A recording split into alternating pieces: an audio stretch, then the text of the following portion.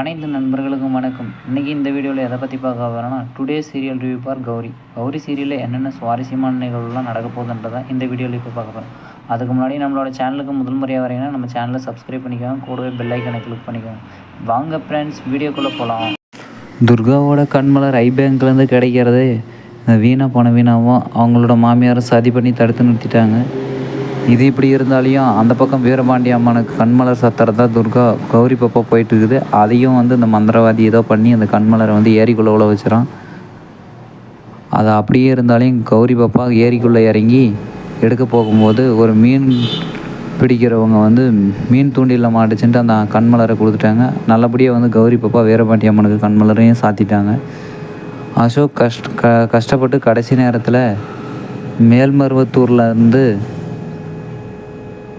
சென்னைக்கு ஐ டொனேட் பண்ண புதுசாக இறந்து போனவங்களோட ஐயை கண்ணை கொண்டு துர்காவுக்கு சர்ஜரி பண்ணுறதுக்காக ரொம்ப கஷ்டப்பட்டு சிரமப்பட்டு கொண்டு வந்துட்டுருக்குறாங்க.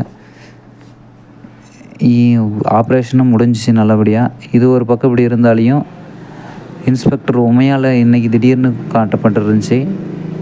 அவங்க அசோக்கு உதவி செய்கிறதுக்காக ஏதோ ப்ரொசீஜர்லாம் அரசாங்க அதிகாரி மூலிமா பண்ணிகிட்ருக்குறாங்க. ஓகே ஃப்ரெண்ட்ஸ், இந்த வீடியோ பிடிச்சிருந்தா லைக் பண்ணுங்கள், இந்த வீடியோ பிடிக்கலனா டிஸ்லைக் பண்ணுங்கள். நம்மளோட சேனலுக்கு முதல் முறையாக வரீங்கன்னா நம்மளோட சேனலை சப்ஸ்கிரைப் பண்ணிக்கோங்க, கூடவே பெல் ஐக்கானை கிளிக் பண்ணிக்கோங்க.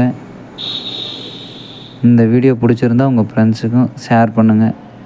உங்களுக்கு கௌரி பாப்பா பிடிக்குமா, இல்லை துர்கா பிடிக்குமா, இல்லை அசோக் பிடிக்குமா, யார் பிடிக்குன்ட்டு கமெண்ட்டில் மறக்காமல் சொல்லுங்கள் ஃப்ரெண்ட்ஸ்.